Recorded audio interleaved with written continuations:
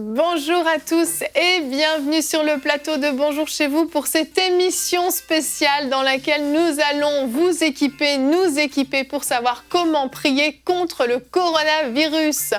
Et oui, on est dans un temps de guerre. Le président Macron, le président français, disait « nous sommes en guerre ». Il l'a répété beaucoup de fois. Mais nous, ça fait longtemps qu'on sait qu'on est en guerre. On est en guerre depuis des années et des années. Et c'est le moment que les soldats de Christ se lèvent, se réveillent et prennent position. Donc aujourd'hui, on va se préparer à savoir comment prier, parce qu'un soldat qui ne sait pas comment combattre est un soldat un peu inutile. Donc on va voir comment on peut prier contre ce coronavirus, quel type de prière on peut faire monter à Dieu. Et on a un privilège aujourd'hui, on a le docteur Moussa Touré qui nous a enregistré une vidéo depuis les États-Unis pour équiper justement la francophonie, les chrétiens dans la francophonie dans ces temps, à savoir comment prier, comment on doit se positionner en tant que chrétien. Donc on découvrira ça en cours de cette émission. Donc je l'ai dit, c'est une émission spéciale, il n'y a pas de structure particulière à cette émission, il n'y aura pas de rubrique famille ou conseil du coach aujourd'hui, mais on va vraiment vous exhorter, nous exhorter à nous tenir dans la prière, dans ces temps particuliers. Ça vous va comme programme? Super. Oui. Yes. Gwen, on commence avec toi. Tu es prêt à nous équiper? On sort nos épées, nos boucliers, on sort tout. Let's go, on y va. Allez, on commence avec la pensée du jour. Oui, aujourd'hui, on veut savoir comment prier contre le coronavirus. Et nous sommes effectivement en guerre. Et la Bible dit « résistez au diable ». Résistez-lui avec une foi ferme. Notre rôle en tant que croyants, ce n'est pas d'attendre que ça passe, que le coronavirus s'en aille, que l'épidémie soit partie. Notre rôle, c'est de combattre, de résister et de combattre le bon combat de quoi? De la foi. C'est un combat de la foi où nous allons devoir parler la foi, nous allons devoir déclarer avec foi, nous allons devoir être remplis de foi. Et d'où vient la foi? La foi vient de ce qu'on entend, Romains 10, 17. Donc aujourd'hui, on veut parler de prier de manière efficace contre ce virus. Et la Bible nous dit déjà que la prière fervente du juste est d'une grande efficacité, dans Jacques 5, 16. Mais qui est le juste? La Bible dit que le juste est celui qui vivra par la foi. Si je suis juste, je vivrai par la foi. Est-ce que je suis juste par mes œuvres? Non, je suis juste parce que Christ m'a justifié. Amen. Que quelqu'un dise amen à la maison. Tu es justifié. Donc ça veut dire que déjà ta prière est efficace. Ça veut dire que déjà chez toi, tu as un rôle à jouer dans cette guerre. Tu es un soldat et tu vas remporter cette bataille. Et comme la foi donc vient de ce qu'on entend, nous avons besoin de la parole de Dieu. On doit s'appuyer sur la parole de Dieu, ce que nous dit la parole de Dieu. Et la parole nous dit aussi dans Jacques 5, 17, donc la suite du premier verset, elle nous dit « Élie était un homme de la même nature que nous ». Ça, c'est merveilleux parce que ça nous encourage. Il dit qu'il n'y a pas de différence entre Élie et vous à la maison, aucune différence. Et lui, ce qu'il a fait, c'est qu'il a prié avec instance, non pas pour être guéri d'un petit bobo sur sa main, il a prié avec instance, persistance, avec ferveur. Et ce qui s'est passé, c'est qu'il ne tomba point de pluie sur la terre, sur toute la terre, pendant 3 ans et 6 mois. Donc si lui, il était de la même nature que nous, et il a pris autorité sur cette chose, il a fermé le ciel, et après on voit qu'il a ouvert le ciel, vous pouvez aussi chasser cet esprit de puissance, de la puissance de l'air, vous pouvez le chasser au nom puissant de Jésus-Christ. Amen, alléluia. Nous avons également tout un psaume, le psaume 91, qui concerne notre protection. Pas uniquement la nôtre, elle concerne nos familles, elle concerne tout ce que nous possédons, mais elle concerne aussi nos quartiers, elle concerne nos régions, nos villes, nos pays. On voit à travers la parole comment la foi a été suscitée à travers plusieurs hommes et femmes de Dieu, à travers Esther, à travers Néhémie, à travers plusieurs qui se sont dit « Je suis tout seul, mais je peux faire la différence. Je suis Mardoché, je suis tout seul. On est dans un pays, on est attaqué par une pression satanique, mais je peux faire la différence. Par quoi? Par ma foi. » Et il a fait la différence, et c'est aussi votre cas. Donc le psaume 91 nous dit « Car c'est lui qui te délivre du filet de l'oiseleur, de la peste et de ses ravages. Il nous a délivrés. » Alléluia. Aussi, la Bible nous dit que Christ, dans Galates 3,13, nous a rachetés de la malédiction. La contagion, l'épidémie, le virus, c'est une malédiction. Ce n'est pas un petit truc qui est en train de se balader que tout le monde peut attraper. La Bible dit qu'on verra la différence entre ceux qui ont la foi et ceux qui ne servent pas Dieu.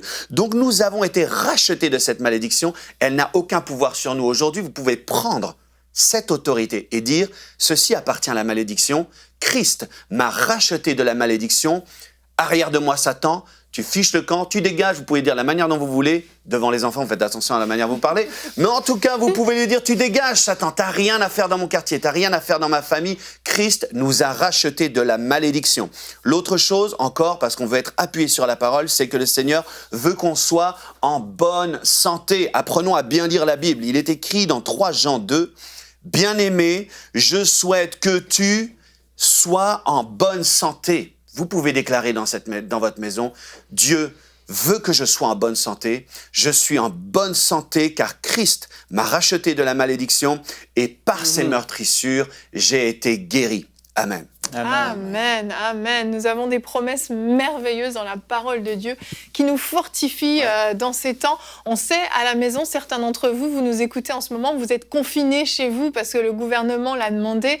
D'autres font du télétravail ou dans des circonstances un petit peu particulières. Vous suivez cette émission et on veut vraiment que la pensée de Gwen vienne activer en fait un zèle, une foi en vous. On veut que cette émission puisse vous redonner du courage et de l'énergie parce qu'on sait que c'est pas facile. Peut-être certains d'entre vous, vous avez des personnes de votre entourage qui ont été attaquées par cette maladie, qui sont peut-être hospitalisées en ce moment, ou d'autres, vous avez peut-être même perdu un proche à cause de cette maladie.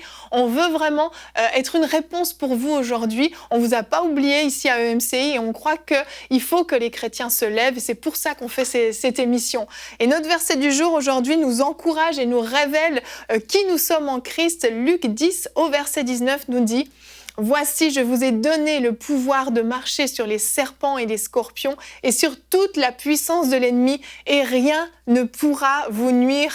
Alléluia, quel verset extraordinaire. Jésus-Christ nous a donné ce pouvoir, cette autorité. Et on peut avoir tendance à nous laisser un petit peu aller dans cette période, mais Gwen, le chrétien a reçu une autorité de la part de Jésus. C'est ça, Dieu nous a revêtus de cette autorité. Il a mis en fait sur nous un vêtement d'autorité. C'est-à-dire que vous faites la différence. On fait la différence. On n'est pas sans puissance. Il a dit, vous êtes donc revêtus d'autorité, l'autorité du croyant. Et comme on a lu dans ce verset, voici, je vous ai donné la puissance, le pouvoir de marcher sur les serpents et les scorpions et sur toute la puissance de l'ennemi. La Bible dit, je crois dans Colossiens 1,13, rendons grâce à Dieu le Père qui nous a délivrés de toute la puissance des ténèbres et qui nous a transporté dans le royaume de son Fils bien-aimé. Amen. Il dit aussi, je crois dans Colossiens, il dit 3, il dit aussi, c'est pourquoi affectionnez-vous des choses d'en haut où Christ est assis. Il dit même que nous sommes assis avec Christ. Ça veut dire que nous sommes dans une position supérieure. Nous pouvons penser d'une manière différente dans la foi. Bien sûr, la foi n'est pas arrogante, la foi est agissante par l'amour. Quand je dis dans une position supérieure, nous ne nous passons pas en tant que supérieurs à ceux qui souffrent ou supérieurs à ceux qui sont sans Dieu, mais nous pouvons être disposés d'une manière supérieure, c'est-à-dire dans la foi de Jésus-Christ, agir comme lui, parler comme lui sur ces puissances sataniques et prendre autorité. Le chrétien a une autorité. Elle est puissante, elle peut agir dans cette génération et c'est merveilleux. Amen. Alléluia. Nous sommes assis dans les hauteurs avec Jésus-Christ. C'est fort, c'est fort. Alléluia. Amen. Et en fait, quand je regarde un peu tout ce qui se passe, et même ma femme et moi à la maison, qu'est-ce qu'on fait les soirs, surtout de ce temps-ci, à cause c'est tellement particulier. Dans les moments dans lesquels on a commencé vraiment à prier et pas attendre d'être, entre guillemets, frappé par quoi que ce soit, mais de commencer déjà à combattre dans la prière. Autant pour nous, pour nos familles, pour nos amis, pour la nation dans laquelle nous nous trouvons et pour les nations du monde entier, en fait. Les nations ont besoin de nos prières. Nous, on ne doit pas attendre, en fait, d'être forcément dans un moment de crise avant de commencer à déclarer « Seigneur, je suis sous le sang de Jésus, sous sa protection. Ça ne va pas m'atteindre. Non, moi, je suis sous la protection de tout ce que Dieu m'a acquis au travers de la croix. Tous les bienfaits m'appartiennent à moi. » En fait, on est souvent là passif, à attendre que les choses se passent ou à attendre qu'on soit frappé avant de commencer à faire la chose. Si Abraham aurait agi ainsi pour Sodome et Gomorrhe avant de commencer à parler avec Dieu, ça aurait été catastrophique. Si Jonas aurait continué à résister au lieu d'aller à Nénive, ça aurait été terrible. Dieu voulait épargner et il cherchait quelqu'un qui allait se lever, aller parler au peuple ou intercéder en la faveur du peuple. Jérémie, dans des moments de crise, le prophète, il a parlé à Dieu, il a intercédé, il a parlé au peuple, il n'a pas attendu la catastrophe, il est allé avertir, oui, mais non seulement ça, quand on regarde à la parole, les gens ont intercédé en faveur d'eux. Oui. Et avant que, même dans votre pays, si vous êtes à quelque part en Afrique, c'est pas si pire. Si vous êtes au Canada, la chose peut sembler se stabiliser. Je vais encourager tout le monde à vraiment prendre ça au sérieux et à prier et non pas attendre d'être personnellement frappé. Parce que souvent, dans nos vies, on est comme ça. Tant que je ne suis pas atteint ma personne, ben, je vais laisser les autres faire. Oui. Je vais laisser les autres faire ci. Et puis en fait, c'est une mauvaise mentalité. Exact. Dieu nous appelle à être des sentinelles, à être ceux qui vont prier, qui vont intercéder pour la nation, pour nos familles, pour les personnes qui nous entourent. Et non pas pour qu'ils soient guéris, mais pour qu'ils soient protégés premièrement. Oui. Afin que ces fléaux et ces choses et la peste, comme Gwen l'a dit, que ça passe outre, que ça nous frappe même pas. Tout à fait. Et ça, ben, ça se fait dans la prière à l'avance. Il ne faut pas être ignorant. C'est ça, et c'est pour ça, Aurélie, que demain, à EMCI, on va faire une journée spéciale de jeûne et prière. Tu en as parlé hier dans Prière inspirée, mais pour ceux qui n'ont pas écouté l'émission, tu peux nous en dire quelques mots? Oui, effectivement, en tant que chrétien, on doit prendre nos responsabilités. C'est ce qu'on est en train de dire. On a vu que l'État a fait sa part, ils ont proposé des mesures, etc. Mais nous, on doit se positionner aussi par rapport à nos responsabilités, comme Frank vient de dire. Et l'une des choses qu'on a décidé de faire ici à EMCI, mais c'est de prendre une journée de jeûne et de prière dans laquelle vraiment on va présenter ces sujets-là à Dieu. On va vraiment porter les personnes qui souffrent déjà. On va amener les personnes qui sont, les familles des personnes qui sont décédées. Parce qu'il y avait un membre de la famille qui a attrapé ce virus. La situation mondiale des nations, la situation économique de certains pays. On va amener tous ces sujets dans la présence de Dieu. Il y a des personnes qui sont terrorisées actuellement. Il y a des personnes qui souffrent à cause de ce virus. Il y a des personnes en pâtissent d'une manière ou d'une autre. Et nous, en tant que chrétiens, on sait que notre rôle, c'est d'aller vers Dieu et de dire, Seigneur, que ton règne vienne. Amen. Et c'est ce qu'on veut faire demain à EMCI. On va vraiment prendre ce temps de jeûne et de prière. Et j'invite toutes les personnes qui nous écoutent aujourd'hui à être ensemble avec nous dans la prière.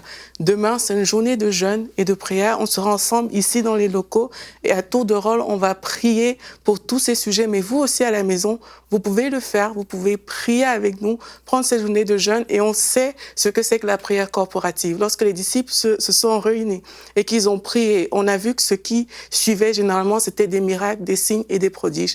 Et nous, on n'en attend pas moins de la part de notre Seigneur. Donc vraiment, on va se retrouver ensemble. Il y a un PDF qu'on a fait qui est disponible sur le site. Vous retrouvez ça aussi dans l'émission Prière inspirée qu'on a faite. On a mis le lien du PDF. Donc, les sujets sont disponibles sur ce lien-là. Ensemble, on va le faire et le Seigneur va se glorifier. Sinon, sur le site emcitv.com. Aussi, oui. Excellent, oui. Pendant que Aurélie parlait, je repensais à cette déclaration de la reine d'Angleterre. Je ne sais plus c'était quand, mais elle avait dit qu'elle craignait plus les prières à genoux d'un homme que toute l'armée d'Angleterre. Je crois que c'était John Wesley. Et Gwen disait une chose tellement importante, c'est que comment prier, il faut réaliser qu'on a en fait autorité. C'est notre rôle. Et Jésus a dit, je vous donne, il a dit ça à Pierre, mais ça concerne l'Église, qu'on a reçu de lui le pouvoir de lier et de délier. Le pouvoir sur cette terre, si on lie quelque chose, c'est-à-dire si on interdit quelque chose sur la terre de la part de Dieu dans notre bouche au nom de Jésus, en fait, le ciel va s'accorder avec ce qu'on dit. Ce qu'on lit sur la terre, ce qu'on interdit sur la terre, le ciel s'occupera de l'interdire dans le monde spirituel. Ce qu'on délie sur la terre, ce qu'on autorise, ce qu'on libère sur la terre, le ciel va s'occuper de le libérer sur nos paroles, dans la volonté de Dieu, dans le monde spirituel. Et c'est vraiment important de réaliser, bon là, la plupart des gens sont confinés chez eux.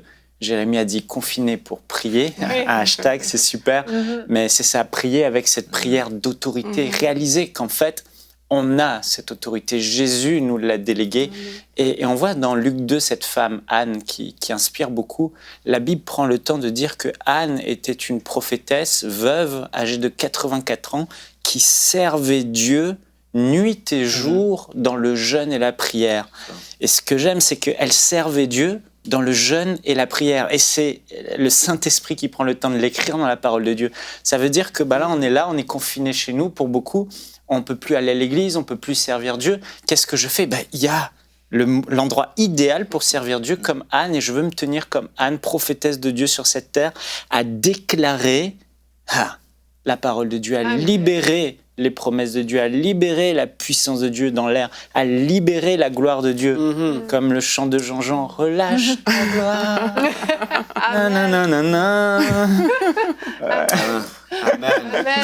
On va, Amen. avant que Michael ne se mette à entonner. Je pensais que Ben allait me secourir. On va regarder. Non, moi j'étais en train d'écouter, j'étais béni. C'est le docteur Moussa qui va te secourir, chérie. Le docteur Moussa nous a enregistré une vidéo. Il nous partage 7 principes qu'on doit absolument connaître en tant que chrétien. Je vous laisse découvrir ça. Gloire à Dieu. Je suis le docteur Moussa Touré et je suis heureux ce soir de vous retrouver, même si c'est dans cette situation de pandémie. Mais je voudrais partager avec vous 7 points que le Seigneur m'a mis à cœur et que je suis persuadé qu'ils vont nous aider à traverser cette situation de crise de manière victorieuse pour la gloire de son nom. Alors, le premier point, il s'agit de Dieu lui-même, de Dieu qui est notre Père. Il a dit dans sa parole, dans Éphésiens 1, verset 11, que le genre de Dieu que je suis, je ne bouge pas de mon trône, je n'agis pas, si ce n'est seulement selon le conseil de ma volonté. Dieu fait toutes choses dans sa création, dans le monde, conformément à ce qu'il a établi selon le conseil, dans son conseil. Alors c'est pour cela que je prie que même dans cette situation dite de crise, que le conseil de l'Éternel, le conseil de notre Père nous soit révélé au corps de Christ, à ses serviteurs. Que nous puissions nous servir de ce conseil et que c'est par ce conseil que nous puissions agir dans ce monde et dans les nations au nom de Jésus-Christ. Deuxième point, il s'agit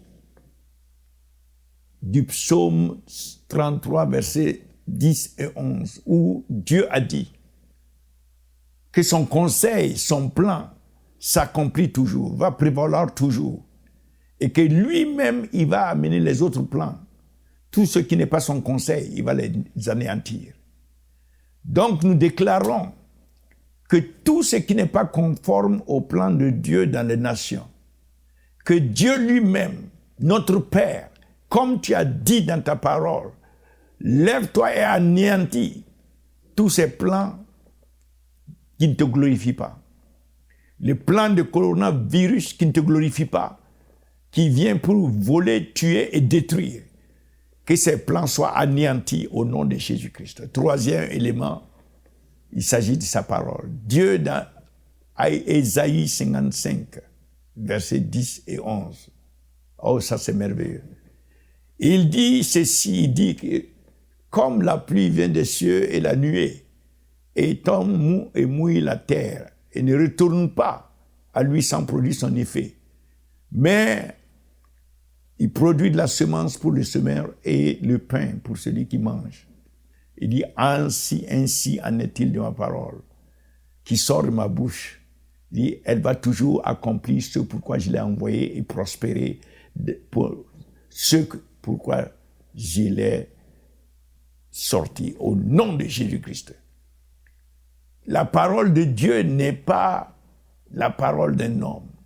C'est pour cela que je demande à Dieu qu'il nous accorde de déclarer sa parole, qu'il amène l'Église, le corps du Christ, les serviteurs à déclarer dans cette situation la parole dont les nations ont besoin. Comme il a dit à Ézéchiel, déclare ma parole. Et Ézéchiel a déclaré et les ossements sont venus ensemble. Qu'il en soit de même aujourd'hui, que nous puissions déclarer la parole sur les nations, et que tout ce qui tourmente les nations soit détruit au nom de Jésus-Christ. Quatrième élément, il s'agit de la capacité de Dieu. Marie était un peu perturbée et elle a posé la question et l'ange lui a dit, Marie, avec Dieu, rien n'est impossible. Tous les esprits dans la création, toute la création sait très bien que le Créateur est capable. C'est pour cela que cette création existe. Dieu est capable de tout. Il n'y a rien qui lui soit impossible. C'est pour cela que nous déclarons aujourd'hui que le coronavirus rencontre la capacité de Dieu dans les nations. Que le coronavirus sache qu'il y a un Dieu créateur de ces nations à qui il a donné une destinée pour ces nations que le coronavirus ne peut pas détruire. Et que le démon qui est derrière le coronavirus fléchisse devant ce Dieu-là. Cinquième élément, il s'agit du nom bien-aimé en Christ. Il y a un nom glorieux. Un nom à la mention duquel dans les cieux, sur la terre et sous la terre, les genoux fléchissent et toutes les langues confessent. Même coronavirus fléchit à la mention de son nom. Et nous savons très bien de quel nom il s'agit. Il s'agit du glorieux nom de notre Seigneur et Sauveur Jésus-Christ. C'est pour cela que je mentionne le nom de Jésus. J'invoque le nom de Jésus sur tous les malades, sur toutes les nations, sur tout ce qui est tourmenté par coronavirus. J'invoque le nom de Jésus-Christ sur vous, maintenant même. Et je déclare coronavirus, tu fléchis devant le nom de Jésus-Christ. Sixième élément, Dieu a déjà dit dans sa parole qu'il nous a déjà rachetés de toutes les malédictions de la loi. Il n'y a plus de condamnation sur nous. Et car l'esprit de vie en Jésus-Christ nous a affranchis de la loi du péché, des maladies, des oppressions, des souffrances et de la mort. C'est pour cela que je déclare maintenant que parce que nous sommes rachetés par le sang qui nous a rachetés maintenant, détruit toute loi qui n'est pas conforme à la loi de la vie en Jésus-Christ. Toute loi de péché et de maladie et de la mort soit détruite maintenant par le sang de l'agneau. Que le sang nous nettoie tous ceux qui sont malades, nettoie tous ceux qui sont opprimés par le coronavirus. Que le sang de Jésus-Christ nettoie les nations maintenant au nom de Jésus-Christ. Et je déclare le septième point.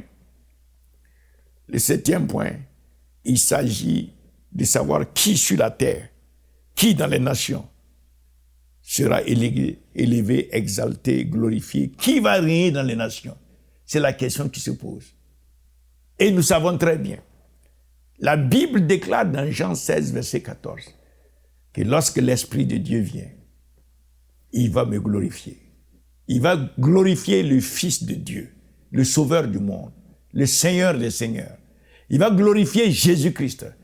À la mention, sur la base de cette parole, nous déclarons aux nations que les nations rejettent maintenant tout ce qui s'exalte contre la connaissance de Christ. Nous commandons maintenant que la gloire de Christ envahisse les nations. Que la gloire de Christ consume toutes les œuvres des ténèbres. Tout ce qui est maladie, oppression, coronavirus ou coronadragon.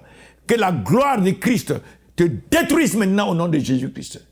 Que les nations soient libérées, que le peuple de Dieu soit libéré, que l'Église soit libérée, que les enfants de Dieu soient libérés maintenant, par la gloire de Dieu, qui est notre défense. Que la gloire soit sur vous tous, au nom de Jésus-Christ, nous avons prié. Amen. Amen. Amen. Amen. Amen. Wow, c'est tellement puissant. Et lorsque moi j'écoute cette intervention, je veux vraiment qu'on prie aussi, qu'on pense à prier, vraiment à être des intercesseurs pour les personnes qui ne connaissent pas Jésus-Christ, Oui. parce que c'est là que sa gloire va paraître, et vraiment qu'on soit des intercesseurs et qu'on trouve toutes les occasions de briller dans ce monde où vraiment les gens sont dans la panique. Nous, les chrétiens, on doit vraiment se lever et briller et accomplir la parole et la volonté de Dieu. Et ça aussi, ça prend la prière. Amen. Avant qu'on prenne un petit temps de prière, parce qu'on va prier, Gwen, tu voulais exhorter nos frères et sœurs. Oui, c'est ça, j'avais une parole pour une personne qui s'inquiétait parce que son commerce, on sait qu'en ce moment, tout est au ralenti, en fait, et son commerce ne peut pas fonctionner. Mais la Bible dit, je remplacerai les années qu'on volait, les sauterelles, etc. Donc, soyez confiants, soyez dans la confiance parce que Dieu s'occupe même de vos affaires. Amen. Et même, nous sommes actuellement dans le psaume 127 où il dit qu'il en donne autant à ses bien-aimés pendant leur sommeil. Ça a l'air d'être un confinement, mais en fait, c'est une gestation. L'Église est en gestation. Pasteur, serviteur, homme de Dieu, femme de Dieu, en ce moment, c'est le temps de rétablir la foi dans l'Église. Parce que vous pouvez voir comment se sont retrouvées vos brebis, soit dans la peur, soit dans la crainte, soit dans l'éparpillement. Mais en ce moment, nous voulons prier avec vous, parce que nous sommes en gestation pour le grand réveil qui va suivre cette épidémie. Oui. Ce sera une épidémie de l'amour de Dieu qui va se propager. Seigneur, on te remercie, parce que en ce moment même, tu es en train de rétablir l'essentiel au niveau de ton Église. Non pas que ce soit toi qui aies amené ce virus, mais nous déclarons que l'Église est forte, qu'elle se fortifie dans la prière, qu'elle se fortifie afin de répondre au glorieux mandat que tu lui as donné et que cet évangile de paix, de guérison, de salut, de délivrance soit propagé dans les nations, car Jésus-Christ seul est Seigneur dans les nations. Nous le disons au nom puissant de Jésus-Christ. Merci notre Dieu pour ce que tu fais. Alléluia. Gloire à toi, Jésus. Alléluia. Père, nous voulons te prier aussi pour tous ceux et celles qui sont actuellement hospitalisés. Père de gloire, que tu puisses te révéler à eux sur leur lit d'hôpital, alors que certains se posent des questions existentielles sur leur vie, alors que certains sont entre la vie et la mort, certains sont dans le coma. Père de gloire, que tu viennes et que tu te révèles à eux par ton esprit puissant, Seigneur, et qu'il y ait des gens qui te connaissent, ceux qui ne te connaissaient pas, qu'ils se tournent vers toi dans cette période de crise. Père, nous intercédons pour tous ceux qui sont perdus, tous ceux qui cherchent un sens à leur vie, tous ceux qui sont désespérés, tous ceux qui sont angoissés.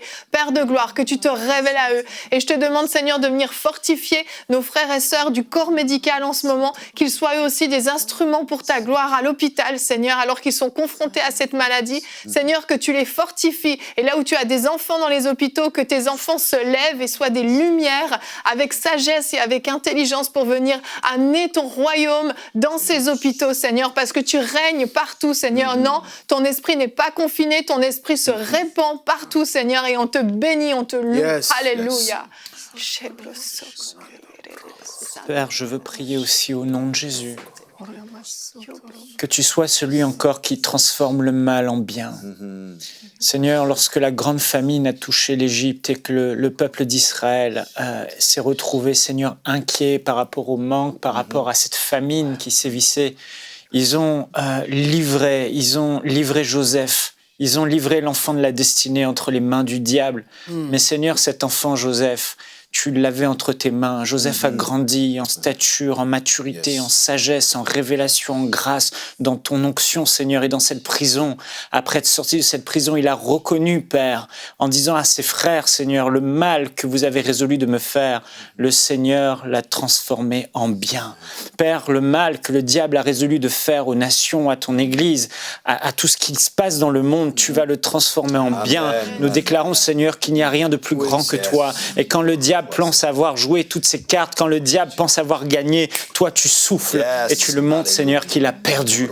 Alors Seigneur, nous glorifions ton nom déjà parce que tu transformes le mal en bien et que cette affaire tourne au salut d'une multitude et cette affaire tourne à des témoignages extraordinaires et cette affaire tourne à déclarer et à glorifier le nom de Jésus au-dessus du nom du coronavirus, au-dessus du nom, comme Moussa Touré l'a dit, du corona-dragon. Alléluia, parce que toi, tu es celui qui impose silence à l'ennemi. Amen. Nous te bénissons, Seigneur. Alléluia. Alléluia. Gloire à toi, Seigneur. Dans cette atmosphère de prière, nous allons vous laisser, chers amis, continuer de prier à la maison. Vous êtes équipés. Rejoignez-nous demain dans ce temps de jeûne et prière. Alors que vous êtes chez vous, prenez le temps de prier contre ce coronavirus, de prier pour les nations, parce que nous avons besoin que le Seigneur vienne se manifester sur cette terre. Et nous vous laissons, chers amis, nous vous disons à demain pour une nouvelle émission spéciale de Bonjour chez vous. Nous allons parler de la peur qui peut régner sur cette terre. Non, ce n'est pas une pandémie de virus, c'est une pandémie de peur, a dit le pasteur Yvan Castanou. On en parle demain dans Bonjour chez vous.